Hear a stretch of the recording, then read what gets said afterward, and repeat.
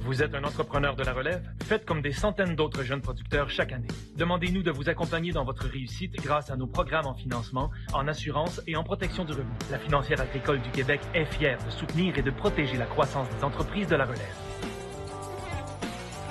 La Fédération régionale de l'Union des producteurs agricoles de la capitale nationale Côte-Nord est heureuse de s'associer à cette émission, car nous sommes tous ensemble pour nourrir et faire grandir le Québec. Bonjour à tous et à toutes et bienvenue à La Voix agricole. Alors cette semaine à l'émission, nous allons visiter deux usines complètement différentes. Tout d'abord, nous allons nous rendre à Saint-Jean-Chrysostome, du côté de Lévis, pour aller voir et visiter l'usine La Meunerie du groupe Solio Agriculture. Ensuite, nous allons revenir du côté de la Rive-Nord à Limoilou pour aller voir l'usine d'AgroPur, l'usine qui reçoit le lait des producteurs pour en faire la transformation. Alors sur ce, je vous souhaite une très belle émission de découverte. C'est trop, hein? C'est trop, hein? Au pire, on le coupe pas, hein? Ben, correct? OK.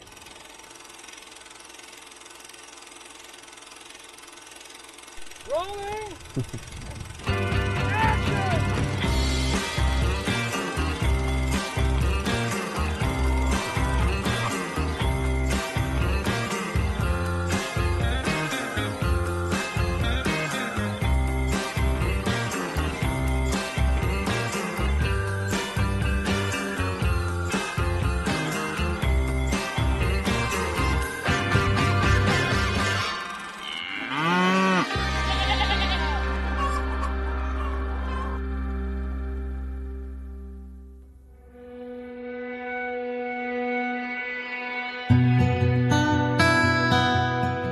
La meunerie ici date de 1967, mais Solio Agriculture, ça date de 1922. On va fêter notre 100e anniversaire l'année prochaine.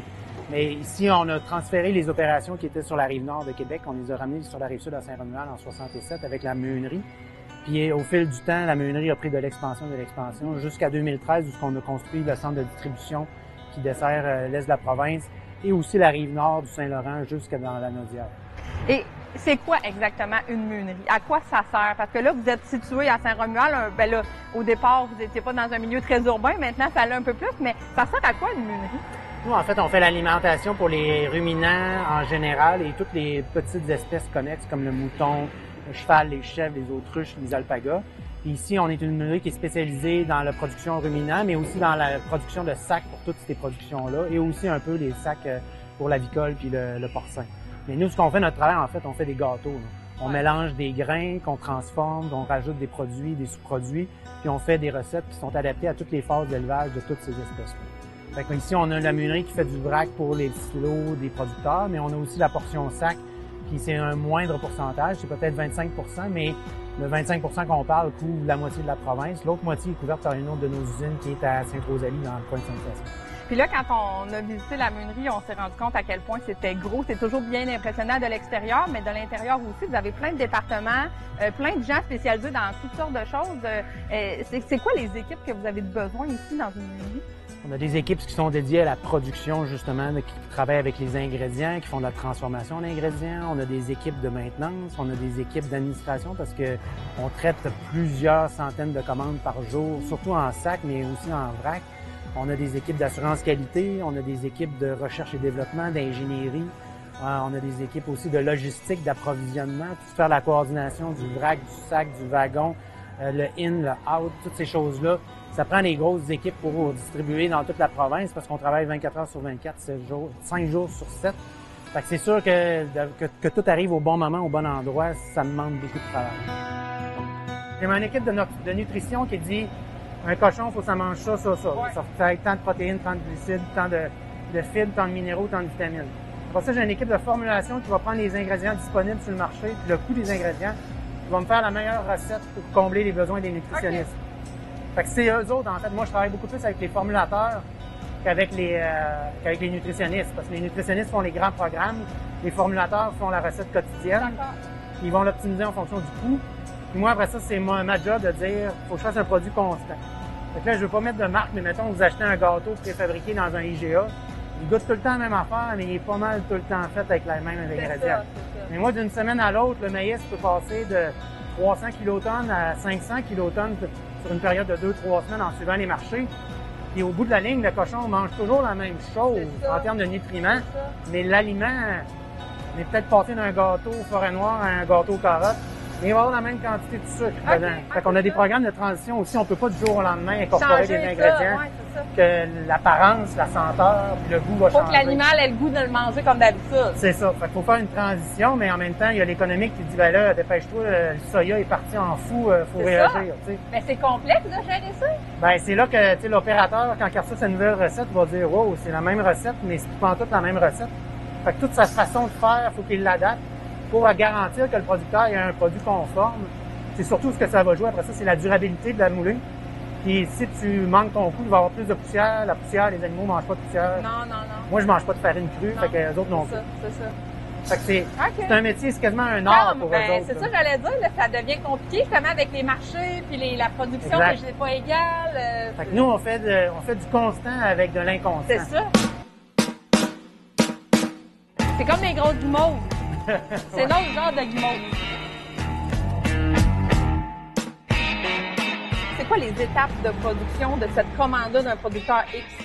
Si on prend une commande vrac, par exemple, le producteur va appeler sa coopérative locale, qui va être n'importe où dans l'est de la province, puis automatiquement, ça va se transférer chez nous dans notre système de gestion des commandes. Puis ça va se transposer aussi dans le système de fabrication. Donc, en temps réel, quasiment, là, on paye sur Enter dans une coopérative du Bas-Saint-Laurent, puis 2 minutes après, c'est dans mon automate de production. Fait que moi, à partir de ce moment-là, l'automate a la formule du jour, qui est optimisée pour les besoins nutritionnels, mais aussi sur les ingrédients avec le coût des ingrédients de la semaine. Puis on part la recette. Fait que la recette va être faite avec les ingrédients qui sont déjà transformés si on a besoin de l'être. On va les piger dans nos silos de fabrication pour mélanger. Une fois que c'est mélangé, on va les passer dans des presses dans lesquelles on va compacter notre chose, puis on va faire nos petites granules. Ça, ces granules-là vont être chauffées, puis ils vont être humidifiés un peu pour que ça se tienne ensemble. Après ça, ils vont être refroidis, séchés. Ils vont être entreposés dans des silos d'expédition vrac ou dans des silos d'ensachage pour être mis dans les sacs de 25 kg qu'on fait.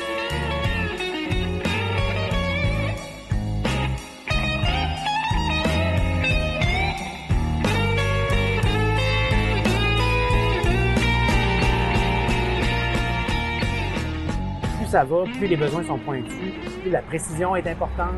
Les éleveurs regardent des grammes, des kilos de lait, des grammes de gains par jour. On peut pas se permettre de faire une recette à peu près. Donc, toutes ces avancées-là nous permettent de suivre et de permettre aux producteurs d'aller plus loin pour justement assurer une précision, une quantité, une constance qui va répondre à leurs besoins au jour le jour.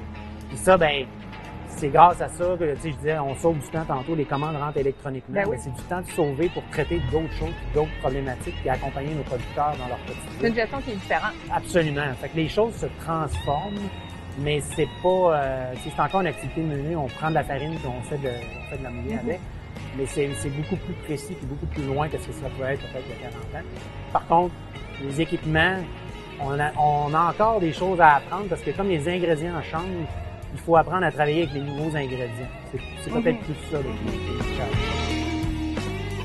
Alors, Richard, explique-nous ici à la meunerie, là, il y a beaucoup de transport, évidemment, du grain qui arrive, qui part. C'est quoi le cheminement? Là? Comment ça voyage, ce grain-là, et les recettes qui arrivent?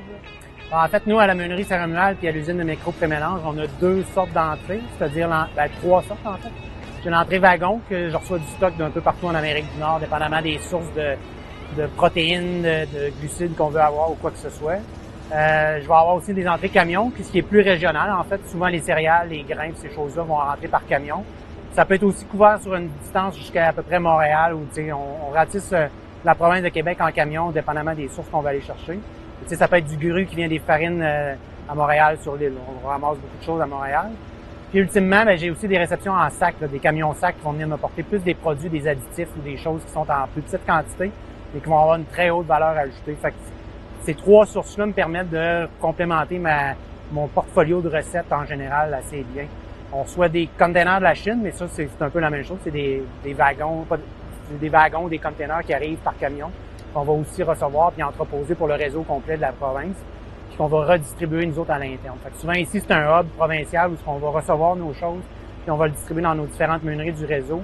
Autant au Québec que ça peut aller en Ontario, ça peut aller aussi surtout dans les maritimes puis dans l'Ouest canadien. Fait qu'on est capable de gérer puis d'avoir un point central où toutes nos choses arrivent, Puis souvent, quand ça arrive de d'autres pays comme ça, il y a des quarantaines à respecter. Donc, on a des lieux de transition aussi des fois. On essaie de couvrir pas mal tous les types d'accessibilité de matériel qu'on peut aller chercher avec ça. Puis on est chanceux parce que nous aussi, à Saint-Romuald, on a la possibilité d'être sur rail. Il y a des meuneries, malheureusement, qui sont construites dans des villages que c'est camion. Fait qu'on est proche de l'autoroute, on est accès au rail. Fait que c'est vraiment une plateforme très flexible et logistiquement intéressante. Et comment vous vous approvisionnez? Parce que vous faites des recettes justement pour l'alimentation des animaux. Ça prend des produits, ça prend des denrées pour ça. Vous vous alimentez comment? Ben, nous, sur Ailleurs Agriculture, on a des spécifications qui sont données par les nutritionnistes, puis ils vont transmettre ces besoins-là aux acheteurs, en fait. Les acheteurs vont faire un magasinage, vont essayer d'aller voir différentes sources, différents producteurs ou différents fournisseurs, puis ils vont faire une vigie justement là-dessus de qu'est-ce qu'on peut aller faire. Encore là, avec nos regroupements d'achat ou nos regroupements de recherche, des fois, on vient avoir des contacts, on a essayé telle chose à telle place. Fait, ça nous permet d'aller chercher des nouvelles opportunités comme ça, des nouveaux produits. Parce que là, on est rendu international à ce niveau-là, dans le sens que les ingrédients viennent de la Chine, les vitamines, les minéraux, tout ça. C'est plus juste de dire l'approvisionnement local, il faut aller chercher la petite poudre importante qui est au Wisconsin, puis l'autre qui est en France. Fait que c'est là aussi des fois que ça fait la différence. Et est-ce que dans les produits que vous faites au final, on voit il y a quand même une variété assez importante des produits que vous offrez. Est-ce que ça aussi, ça l'a changé depuis le temps? On en offre beaucoup plus qu'avant parce on a la capacité de le faire. Pourquoi qu'on en offre autant? Ben, je pense que c'est encore là, plus ça va, plus c'est pointu. Surtout je pense aux agriculteurs qu'ils finissent un lot de poulet, il faut qu'il y ait tant de grammes de poulet, tant de grammes de gains par jour. Fait que, veut pas pour atteindre ces choses-là, les compagnies, autant les compagnies de génétique puis les compagnies de fournisseurs d'ingrédients vont essayer d'aller chercher plus. Puis on va aller chercher des segments. Plus ça va, plus on segmente. T'sais, avant, c'était un cochon, on alimentait ça avec de la moulée générale. Ouais. À un moment donné, c'était début, croissance, finition. Puis à ce temps, on est rendu qu'on peut avoir 5, 6, 7 phases d'alimentation.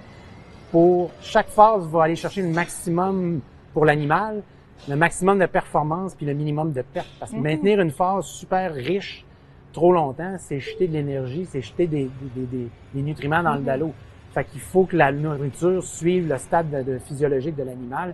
Puis ça veut pas, ça vient que ça multiplie nous autres nos recettes. Mais c'est notre travail de suivre justement, de suivre l'animal pour qu'il aille chercher son plein potentiel. Ben c'est ça, les aléas de la nature, là, à un moment donné, ça a un impact aussi sur votre production. Là. Oui, effectivement. Quoique le camion, tu sais, on est sur le bord de l'autoroute 20, là, on n'est pas dans un rang loin. Fait que c'est rare que, je dirais que les travaux sous le pont La Porte nous affectent plus que la météo en général. Okay. Mais une bonne journée de tempête, ça va retarder beaucoup les intrants, puis ça va retarder beaucoup aussi les extrants. Là. On va attendre après les camions. Fait que des fois, moi, ma meunerie est pleine, puis j'attends après le prochain camion pour vider puis commencer ma production des lots de plus tard dans la journée. C'est sûr que les tempêtes de neige, ça ralentit les choses. Souvent, les producteurs, ils vont avoir à déneiger le cours. Les camionneurs, des fois, ils travaillent jusqu'à tard le soir. Ils mettent le chaîne des fois pour passer dans des rangs glacés. Fait que tout ça, les aléas de la météo, ça peut jouer pour nous, c'est effectivement. Puis comment on voit l'avenir d'une entreprise comme celle-là, d'un secteur de meunerie comme ça? Est-ce qu'ici, à Saint-Romuald, par exemple, il y a possibilité d'agrandir? Est-ce qu'il y a des idées un peu, des objectifs à long terme? Comment vous voyez ça? C'est complexe comme question parce que je prends l'exemple, mettons, du porc du poulet. Plus la génétique évolue, plus les consommations baissent. Mais la demande en viande augmente. Fait qu'on est comme toujours à cheval entre j'agrandis-tu, mais le marché va te suivre. Fait qu'on suit le marché par rapport à ça. Même chose pour la production laitière. Il y a de moins en moins de production laitière. C'est de plus en plus des grosses fermes. Le marché, fait qu'il faut suivre le marché, mais il faut pas être en retard sur le marché, en fait. Fait que c'est toujours l'équilibre entre les deux. Puis, ben, nous, on a des meuneries, on a des employés, on a des problèmes de main-d'œuvre comme tout le monde. Fait que c'est la robotisation aussi qui est notre gros cheval de bataille pour non pas baisser le nombre d'employés, mais faciliter le travail pour garder une meilleure rétention de nos employés. Enlever les ouvrages manuels qui sont durs pour le dos, qui sont durs physiquement. En temps de canicule comme ça, les entrepôts à porte ouverte sont pas climatisés. Fait qu'il faut éviter le plus de manutention possible, mais en même temps, c'est une question de performance, mais c'est une question de santé et de rentabilité aussi, le moins d'employés parce qu'il faut chasser les employés sur le marché du travail. Ça beau, ça arrête pas. Ça arrête pas. Ben Richard, merci beaucoup pour la belle visite. C'est super intéressant. Merci. Le réseau Agri-Conseil est fier de soutenir la relève agricole ainsi que les producteurs agricoles de la capitale nationale dans leurs divers besoins en matière de services conseils. Les aides financières offertes par les réseaux Agri-Conseil sont rendues possibles grâce au programme Service Conseil 2018-2023 en vertu du Partenariat canadien pour l'agriculture. smart, hein? Correct. Un beau style, hein? Mon petit casque, là. C'est comme un casque à l'envers, tu sais, yo les jeunes. C'est comme une casquette à l'envers. Là, on est d'ici à Limoilou, dans la région de Québec. Une usine d'agro-pur, transformation de lait. Qu'est-ce qu'on fait à Limoilou? En plein centre-ville. Ici, on est une usine de lait, de transformation de lait, donc en plein cœur du centre-ville de Québec. Et puis, on produit du lait naturel, du lait qui est bon, du lait sans lactose, du lait biologique. Puis, on fait aussi un peu de beurre. Et il y a combien d'employés, tout poste confondu, ici à Québec? Nous sommes environ 250 à travailler, jour, soir, nuit, fin de semaine. Et ça, c'est 7 jours sur 7. Absolument. Et là, toi, ici, c'est ton titre, là, bon, tu l'as mentionné d'entrée de jeu. Qu'est-ce que ça prend comme formation pour faire le travail que tu fais? Moi, j'ai étudié à l'Université Laval en sciences et technologies des aliments. Un diplôme à l'UTA aussi aurait pu être tout aussi acceptable. OK. Et ton rôle consiste à quoi exactement? Quand tu travailles ici, tu t'en viens pour ta journée, ça ressemble à quoi ta journée de travail? Moi, je m'assure que la qualité du lait est respectée de la réception jusqu'à l'expédition. Je travaille avec une super belle équipe. On travaille avec des techniciens de laboratoire et puis on doit faire des vérifications sur la qualité de notre lait. Donc, moi, je m'assure que tout est conforme à tout moment. Et je prends action si c'est pas le cas. S'il y a lieu. Oui. OK. Le lait au chocolat. Tantôt, j'ai vu du lait aux fraises. Oui. Oui. Le lait au chocolat, du lait aux fraises. Ça, c'est des silos qui ont 120 ml et plus. 120 ml et plus? Oui. Wow. Donc, c'est quand même assez gros. Puis ces silos-là, eux autres, sont dédiés à la production sans lactose. OK. Donc, ce n'est pas du lait cru qui sont dans ces silos-là, mais c'est ici qu'on va digérer le lait sans lactose. Ça sert à quoi? Ce qu'on appelle une matrice de valve. Quand on voit des lumières oranges, c'est parce que cette valve-là est ouverte, puis ça va se diriger selon la matrice. Ça, c'est quoi? C'est programmé dans des machines, tout est électronique, j'imagine? Oui.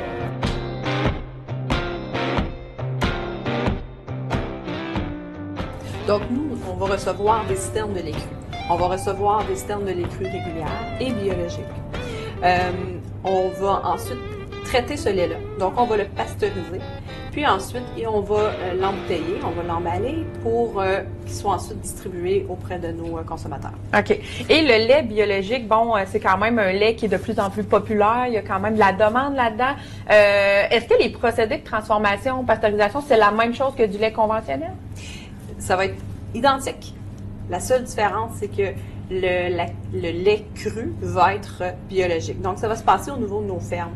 Ensuite, pour être certifié biologique, on doit s'assurer de plusieurs... il va y avoir plusieurs... Critères, okay. C'est ça, au niveau du procédé pour assurer la certification. Oui, le mélange à la crème glacée. Ben, pour faire de la crème glacée molle.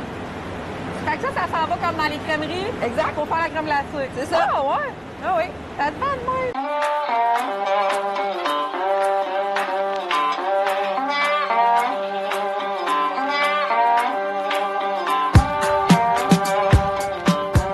Le lait sans lactose, c'est un procédé qui est très particulier. C'est un procédé qui est beaucoup plus long que pour la production d'un lait régulier. Le lactose, c'est un sucre que beaucoup de gens ne sont pas capables de bien digérer. Donc, il faut aider le consommateur à le digérer avant. Donc, dans cette section-ci, on va utiliser un système de membrane qu'on appelle l'ultrafiltration. Donc, on va pousser le lait à travers un système de paille. Et puis, les pailles vont pouvoir filtrer le lactose qui est dissous dans l'eau, qui est naturellement dans le lait. Donc, ça va nous permettre d'éliminer le plus possible de lactose dans notre lait à la base. Ensuite, on va pouvoir utiliser le rétentat. Le rétentat, c'est ce qui reste une fois qu'on a éliminé l'eau avec le lactose. Et puis, on va pouvoir le traiter en ajoutant des enzymes. Donc, les enzymes vont nous permettre de digérer le lactose résiduel. Donc, le consommateur n'aura plus de lactose dans son lait. Ce procédé-là va nous permettre, étant donné qu'on travaille en 2 étapes, d'avoir un sucre résiduel beaucoup moins grand dans notre lait sans lactose, ce qui veut dire que ça va être le lait sans lactose va être moins sucré.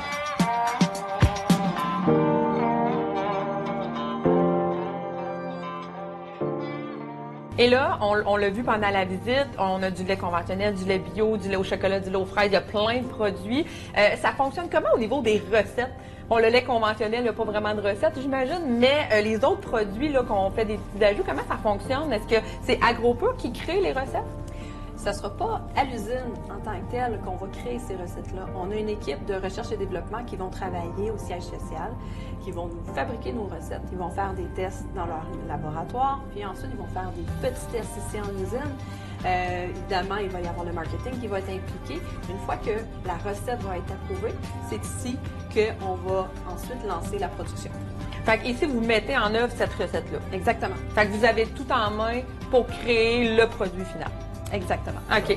Et ici, chez AgroPur, bon, on est à Québec. Il y a d'autres usines partout au Québec, au Canada, même aux États-Unis. Comment ça fonctionne, le réseau de ces usines-là? Nous, on est dans le réseau du lait frais. OK. Donc, il y a plusieurs usines de lait frais dans tout le Canada, des maritimes jusqu'en Colombie-Britannique. Il y a certaines usines qui vont être dédiées à certaines productions particulières. C'est le cas à l'usine de Québec où on va produire le lait biologique, du lait sans lactose, du lait naturel plus qu'on va distribuer d'Est en Ouest du Canada. On est aussi un centre de distribution ici à l'usine de Québec. Donc, on va recevoir du lait un peu partout aussi du Canada. Et puis, on va pouvoir le distribuer dans tous les magasins.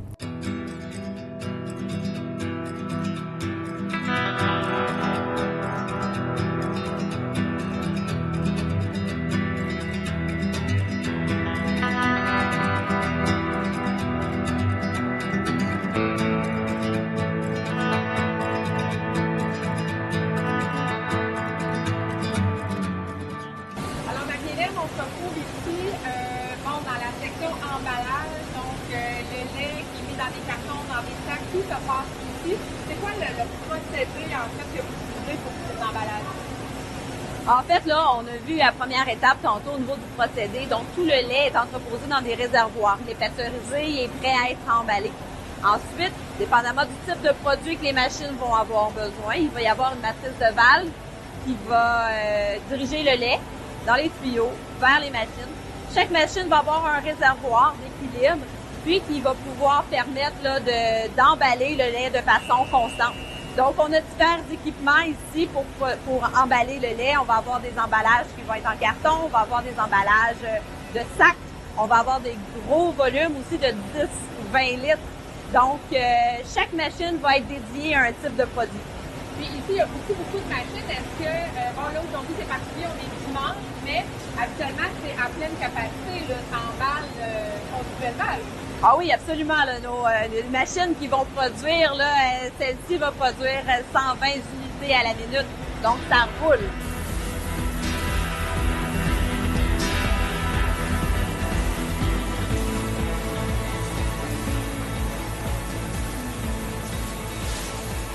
Celui-là est récent, si on veut dire, ça fait à peu près 2-3 ans là, qu'il est sur le marché. Qu'est-ce qu'il y a de particulier, ce lait-là? Ce lait-là, dans le fond, c'est un lait qui va être plus concentré en protéines. Donc, il va subir un traitement physique qui va nous permettre, sans ajouter d'ingrédients, de concentrer davantage des protéines qui est naturellement dans le lait. OK. Et là, ce produit-là, si on l'a mis en marché, c'est parce qu'il y avait une demande? Absolument. C'est un lait qui est sans lactose. Et puis, beaucoup de gens recherchent d'avoir plus de protéines dans leur alimentation. Donc, c'est ce qui va nous permettre là, ce lait-là. Ce lait-là va être distribué présentement là, au Québec, en Ontario, mais éventuellement, on veut produire pour tout le Canada. Donc, l'usine de Québec va être l'usine qui va fabriquer le lait naturel plus pour tout le Canada. Parce que là, il y a plusieurs usines d'AgroPur, mais c'est pas toutes les usines qui font les mêmes produits, si je comprends bien. Exactement. On va avoir certaines usines qui vont avoir des spécialités. Dans notre cas, on va produire du lait sans lactose, on va produire aussi du lait biologique. Du lait naturel plus, le goût va être très similaire à un lait régulier. Là. Les gens ne distingueront pas nécessairement un goût qui va être différent. Par contre, ils vont retrouver plus de protéines. Fait que si on a besoin d'un apport supplémentaire, on a pour celui-là. Exactement. Les sportifs vont pouvoir avoir un certain intérêt à consommer du lait naturel plus. Oui. Et c'est une demande que les consommateurs avaient? Bien, de plus en plus, les gens développent des intolérances au lactose. Donc, oui, il y avait une demande, puis les volumes de production nous démontrent que les gens sont intéressés à ce produit-là. Ouais. On produit aussi du lait naturel plus chocolat. Ah, OK. Donc, c'est un produit que j'aime particulièrement parce que c'est un goût de chocolat, mais sans soit trop sucré. Donc, c'est parfait pour les sportifs. OK. Et au niveau de la qualité du lait, évidemment, les consommateurs souhaitent avoir la meilleure qualité possible. Vous, c'est dans votre rôle aussi de s'assurer de cette qualité-là. On doit s'assurer de la qualité du lait, de la réception jusqu'à la transformation, l'emballage, l'expédition.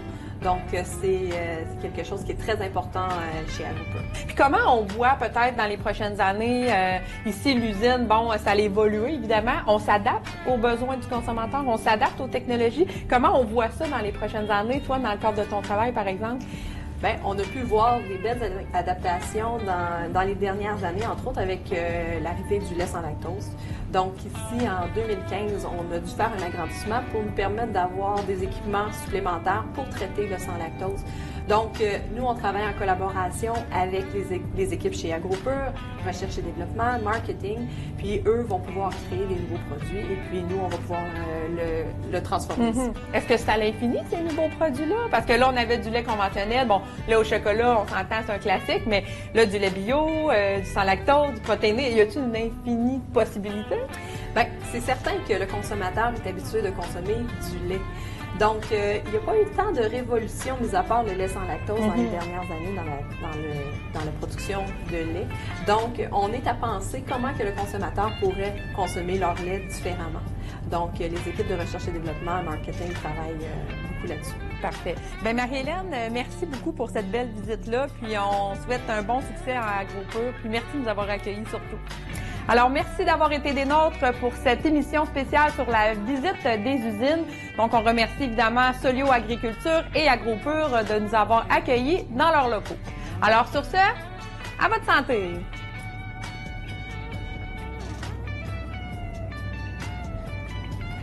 Ça me rappelle mon temps à l'école quand on avait des petits berlingots primaires.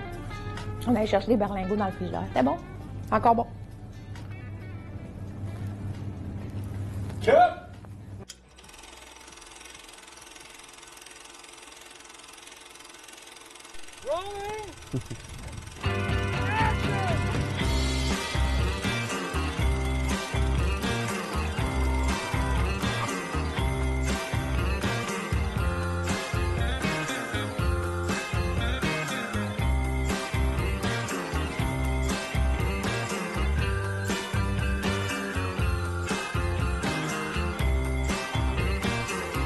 Cette production télévisuelle est rendue possible grâce à un financement obtenu de l'entente sectorielle sur le développement des activités agricoles et agroalimentaires de la capitale nationale et de la ville de Lévis 2020-2022, qui regroupe 13 partenaires provenant du milieu gouvernemental, municipal et agricole.